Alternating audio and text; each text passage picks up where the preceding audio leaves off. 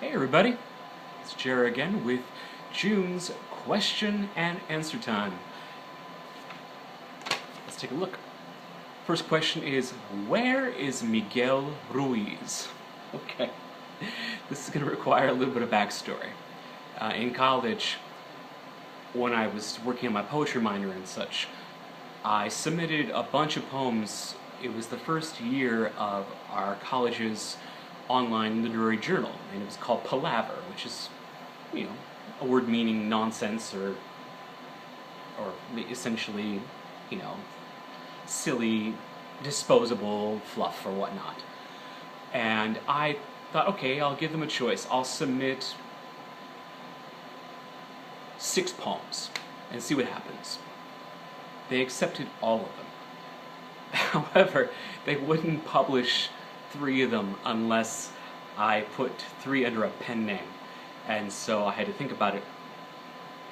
And I decided to use my middle name, but a grown-up version of what my grandmother used to call me, which was Miguelito. So Miguel, and then my mother's maiden name, which is Ruiz. So thus Miguel Ruiz was born, and that's the only time I've used that as a pen name. I don't think I'll bring it back. I mean, unless I'm, writing a genre of writing that's so different than what I'm doing, like, maybe erotic fiction or something. And then I need to bring in Miguel Ruiz to spice it up. What is one thing you'd like everyone on the planet to try at least once? Well, this one came to me without question. I would like everybody to tell someone who really needs it a bedtime story.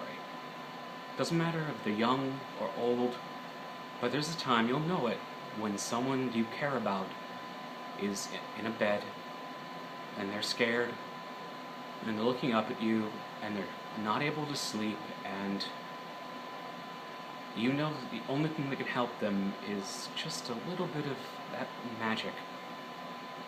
And you take a breath and you just start talking.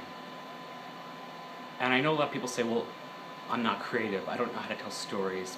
None of that.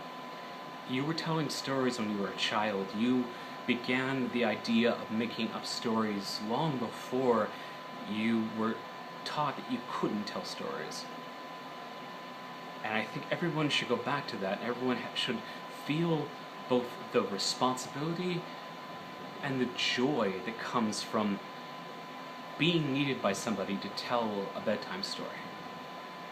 It's an immense feeling, and I've been lucky enough to have it several times, both with kids and both with adults under very dire circumstances and very sweet ones. Recommended podcasts. Right now, of course, there's no secret, I'm a huge Paul F. Tompkins fan. He has a brand new podcast called Spontanea Nation, like the word spontaneous, but with nation combined.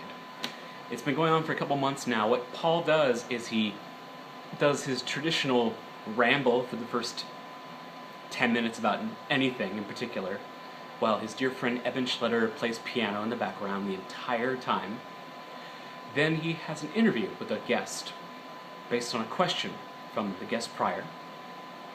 Then they do a narrative improv based on that interview and the ramble with another 3 or 4 set of people, and a prompt based on a location given by the guest. And it just goes off the rails.